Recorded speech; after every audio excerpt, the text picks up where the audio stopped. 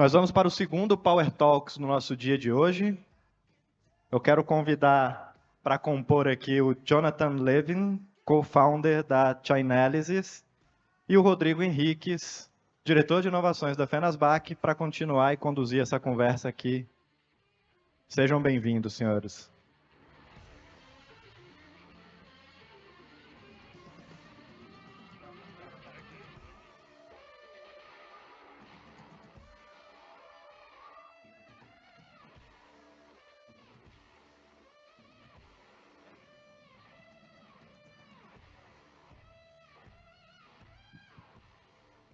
Meus amigos, nesse exato momento eu vou fazer uma introdução muito rápida em português do Jonathan. Esse é o nosso painel internacional. A Chainalysis vai trazer uma visão para a gente das complexidades da regulação global e eu volto para discutir um pouco com ele daqui a pouco. Please, John, feel free. Obrigado. Jonathan. Bom dia. My name is Jonathan Levin. I speak no Portuguese, so that's the end of my Portuguese. But it's amazing to be here in Brazil for the first time with business. I've been to Brazil for fun before, but this is the first time that I come to Brasilia and the first time that we have, physical presence here in Brazil. So I'm going to talk a little bit today about how Chainalysis has been working with regulators around the world to supervise this new industry and come up with regulatory frameworks that work for both the policy outcomes and the industries so that they can come together. I think this is a particularly important moment for Brazil because we have upcoming regulation for digital assets, and it's a moment where I have seen a lot of conversation over the last 4 days in Brazil of industry and government really coming together to form the rules and regulations around the industry in a very constructive way. So before I get into exactly how this happens with crypto assets, I think it's important for people to understand why crypto assets are actually important. I started in cryptocurrencies more than 10 years ago, and I wrote some of the earliest academic work on the economics of cryptocurrency. And what I have been surprised about is that now cryptocurrencies are very correlated with technology stocks in macroeconomic sense. So really, when people think about cryptocurrencies and crypto assets, people are actually looking at these as potential technologies to change the future of finance and the future of the way that technology markets will function. The reason that I got excited about cryptocurrencies in the beginning was about the way that everyone in the world could participate in new types of markets that we hadn't seen before. And this is where you can see that even though there have been different collapses and different issues inside the cryptocurrency markets over the last 2 years, the correlation between technology stocks, Bitcoin and Ethereum have stayed very consistent. And actually, if you look at the economic indicators, the industry has continued to be resilient to these different shocks that happen. So if you look at the number of transactions or the value of economic transfer, you can actually see that the industry, despite news, despite changes in macroeconomics, have been resilient really to these shocks. And it means that there is actually a level of economic activity that is present in cryptocurrencies.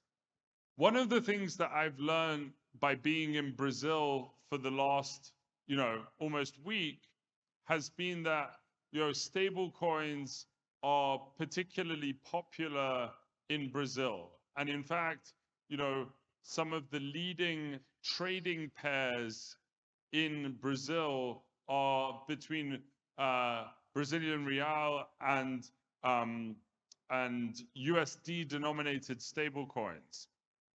And for me, that's interesting because it's not the same in the US market. It's not the same in other markets. And really what this shows is that there are real payment use cases for cryptocurrencies in South America and in particular in Brazil.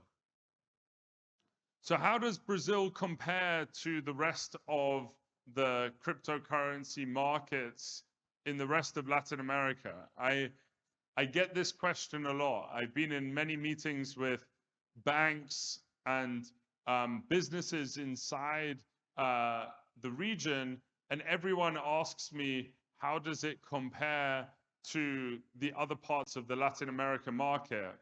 For us at Chainalysis, we take a very global view of all the information that occurs on the blockchain, and we actually produce an index of cryptocurrency adoption in the different countries around the world.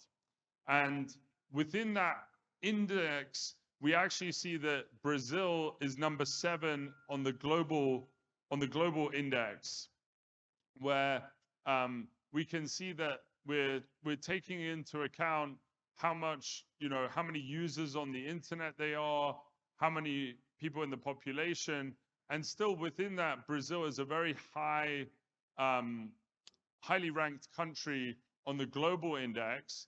And if you see this chart, this is actually by the amount of cryptocurrency received in the market. And Brazil is the top country in Latin America when it comes to the dollar value of received cryptocurrency within the market. So this is the type of macro indicators that is possible to actually see if you have the right tools to look at for the blockchain. So, this is something that, Brazil has enormous potential. And the reason that I came and spent a week in Brazil is because this is one of the places that we think is, a very high growing market. There's lots of factors that mean that Brazil should be a great country for people to build businesses and for there to be a good regulatory framework for cryptocurrencies. And Chainalysis, we have people already on the ground in Brazil, here in Brasilia, also in Sao Paulo, also in Rio, to help grow the industry. So what does Chainalysis do? We are a data company. So we look at all of the different blockchains that are out there, and we build a data set that allows people to know which entity put which transaction in the blockchain. So we actually have built a solution so that people can answer the question of, where did this cryptocurrency payment come from? Where is a withdrawal going to? And this has been very important in the 90 countries around the world where we have served the private industry, so the exchanges of cryptocurrencies, the fintechs, the banks in those countries that have been offering cryptocurrencies, and also on the public sector side, helping law enforcement agencies solve cryptocurrency related crimes, helping regulators around the world supervise the industry, and helping actually also on intelligence and defense, and making sure that we are able to detect different types of threats to national security. We have been going about 10 years in this space. So the company was started in 2014. And we now have more than 1,000 customers around the world who use this technology, who are all relying on the same data set about what is happening in cryptocurrencies to either solve investigations or to comply with local regulation. So this is really what Chainalysis does, and we have a broad range of solutions for each of those different workflows. When it comes to regulation, we see that there is, the same challenges that regulators have in other asset classes, and cryptocurrencies are really no different in the types of things that the regulator really cares about. So, we have to care about financial stability. We have to care about prudential regulation. We have to care about the market integrity and the consumer protection. How's my Portuguese? Is it good? Okay. So we have approaches and questions that are, unique that we have to ask within these, but this is the same approach and the same issues that come up in really each of the different types of issues that regulators are concerned about. Where are there conflicts of interest potentially in the business models inside the industry? Where are the disclosures? How can we ensure that there are good functioning of markets? These are all the same questions that we need to answer in the cryptocurrency space that we answer in other types of markets.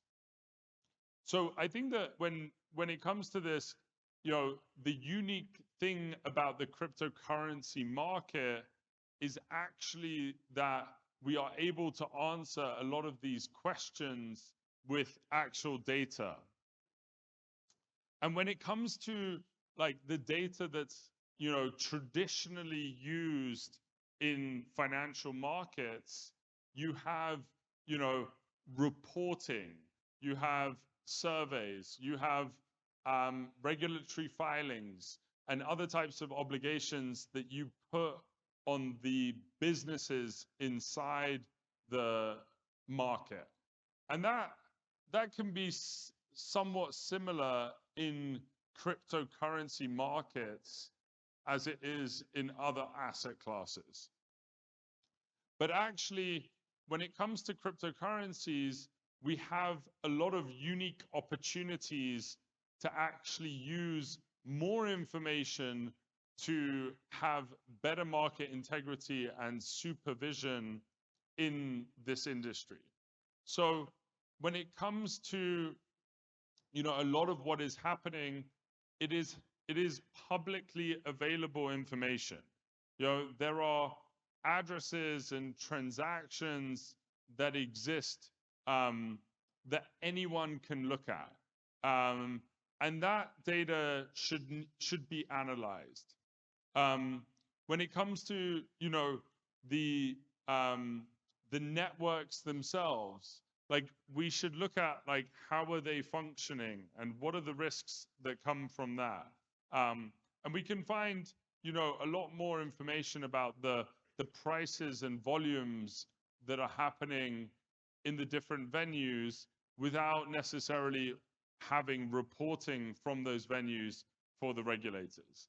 And so really what I see, and I haven't counted the countries that I've been to, but we have people on the ground working in 32 countries around the world today. And I've been, I think, to all of them at this point to meet with regulators in different markets. And what we see is that the best approach is the people that can marry the reporting obligations that need to be there with the complementary information that you can get from the blockchain. And that builds the idea of what the right regulatory structure and supervision models can be. So when it comes to the type of on-chain information that you can actually get from the blockchain, there are lots of questions that people have that information from the blockchain can be good at answering. So, when it comes to, for example, what is it like to trade with a counterparty? What are the different, types of usage of cryptocurrency within a jurisdiction?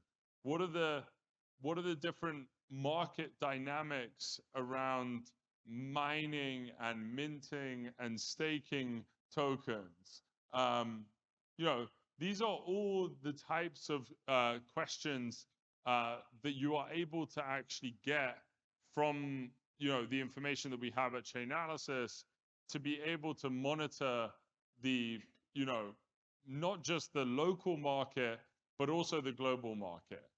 And I think that one of my observations is that everyone in the world is looking about how Brazil compares to other countries. How is the illicit activity different in Brazil to other countries? And this is very possible to know this information from being able to look at the blockchain and see how much illicit activity there is.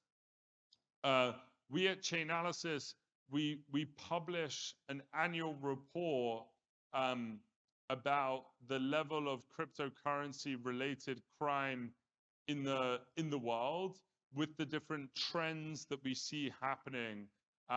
And so it's actually possible to see how much illicit activity there is in cryptocurrency markets and compare that to the global standard.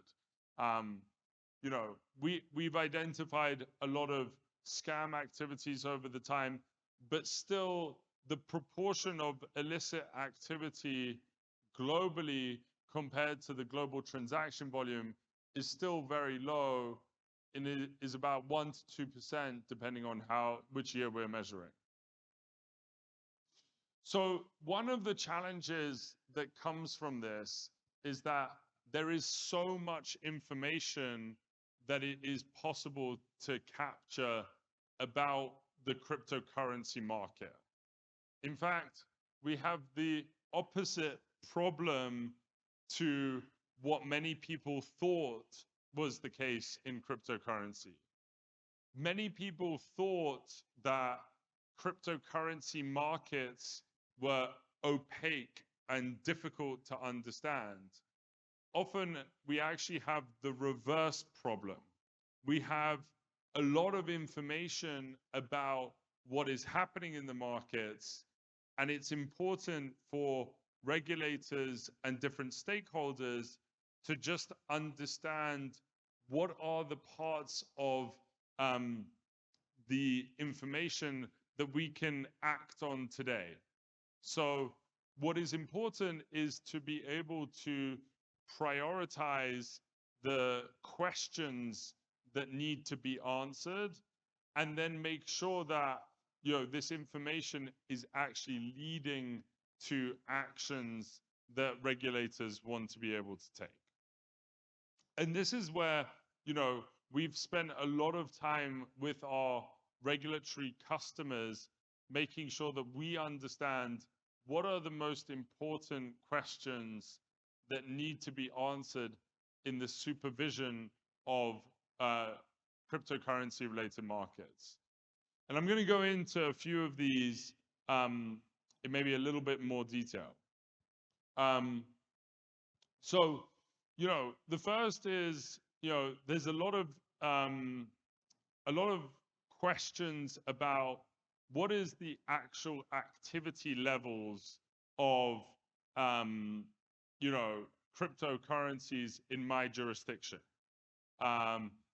what is the trading volume of this? What is the resilience of liquidity in these different assets? How does this compare to different jurisdictions that are similar to the Brazilian market? So this is where like these types of indicators can be very helpful in understanding what is different about the Brazilian market to another market. One of my observations has been that stable coins here are much more popular, and it's exciting to hear about a lot of the talk from the central bank about the central bank digital currency, because this is a real potential application of the technology. There's also a lot of the questions that people have around DeFi and how important that is, and what are the volumes on those types of activities. And what's possible to happen when you look at the blockchain is that you're actually able to tell the difference between what is happening on a centralized exchange, what is happening on a decentralized exchange, how much is happening in self-hosted wallets versus the rest. And these are all macro questions that regulators and supervisors want to understand when developing policies and overseeing the market. One of the other things that we hear a lot about is market integrity. And when it comes to market integrity, this is very similar to the way that market integrity is defined for other asset classes. And so we look at being able to, detect the same type of bad activity that we do in traditional market integrity investigations. So we have, what is possible to identify on front running, for example? What is possible to identify on wash trading? And we at Chainalysis have published research about where we can identify this type of activity, and there are other companies inside the space that are also good at detecting this type of thing. One of the things that we are best known for at Chainalysis is really understanding the illicit side of cryptocurrencies. We have been involved in many of the most high-profile law enforcement cases that have happened globally in taking down, investment scams and darknet markets and other types of things. And it's important, though, to put that into context, that this is a very small part of a very large industry where, hundreds of millions of customers are currently using cryptocurrency assets. But we still need to find out what is the proportion of this and what are the major vulnerabilities. And finally, I think it's really important that we are actually able to think about protecting consumers, that we are ultimately here to care about the end customer and their experience of these new financial products. And it's important that we can able to tell what are the new challenges, what are the new expectations that we are able to do with that. The good thing is that the blockchain gives us a high degree of transparency to answer these questions. And at Chainalysis, we've been working very hard at giving everyone, including the regulators, the data on how that is actually able to be answered, and so the new supervision models can actually occur. And so I'm really excited about the potential for Brazil to be one of these markets where we have regulators that are being constructive, that have the data at their fingertips to build a good supervision authority. Thank you very much. Thank you, Jonathan. We're just talking about the difference of our regulatory framework and how the central bank and CVMs see the markets and are paving the way for the tokenization of the economy. So I know you're not really an outsider because you pay attention to what we're doing in Brazil, but what you can say about the role of the central bank in Brazil within CVM and how they are operating with the markets. Is it really very different from other countries? And what you think we are doing right now? Yeah, so look, each market is actually pretty different on who is the responsible regulator. And when it comes to Brazil in particular, I think the good part is that the central bank is actually taking a role in making sure that there will be a part of the market that is regulated as a cryptocurrency related part of the market, which makes a lot of sense to how actually cryptocurrencies are being used in Brazil, where we have some crypto assets that people use for investment, but we also have crypto assets that are being used for payments and for normal transactions. And so I think the role of the central bank is incredibly important in the supervision of that. There's also a big role for CVM as well. And the role for that is where there are crypto assets that fit more neatly into securities definitions.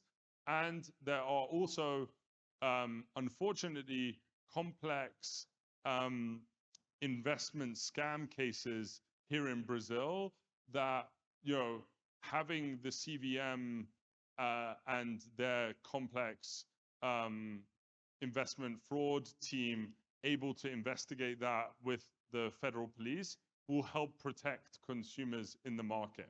And so there is clearly a role for the CVM to supervise the securities aspects of the market and the investment scam cases. And there's also a very clear role for the central bank to do that and to innovate on the potential future applications of the technology. So I think that from what I hear in my short time in Brazil, this split between central bank and CVM seems very logical. It also seems to be very collaborative between the different agencies, which is not always the case internationally. As people will know, I live in the United States, and that is not the easiest conversation. But here in Brazil, it seems much more constructive, and I think that is a very good thing that we see coming out. Maybe one more thing to add is I think that having congressional mandate to go and do these regulations is also a very positive step and is correct for the overall government to see the future in tokenizing the economy and make sure that there are like a mandate for regulators to actually put forward the regulation. That's a very positive step as well. Okay, I have a quick one. Yeah. The last one. I believe that what not to do can be as valid or what has to be done. So given our experience, what's your tip for what not to do in Brazil? Yeah, there's a long list, but I'll keep it brief. I think that one of the things that we have seen time and time again in other jurisdictions is that there's a big difference between rules that appear on the books and rules that are put into action. And many times what happens is the rules get put on the books, but there is no one to give licenses. The queue for licenses extends dramatically, that there's not enough people, there's not enough capacity in the regulators to actually follow through on the rules that are being given. The other thing is that some regulators appear to welcome the industry, but then don't have the technology or data to receive reports and supervise the market effectively. And so they may have enough people, but those people don't have the tools to be able to supervise the market. And so what I think is, incredibly important about what to do in terms of like what not to do is make sure that there is a trained group of people that are going to be there to supervise the market, and make sure that they have adequate technology and know-how to actually go and implement the rules. Thank you very much. This is very insightful. Thank you. Thank you. Thank you, Jonathan.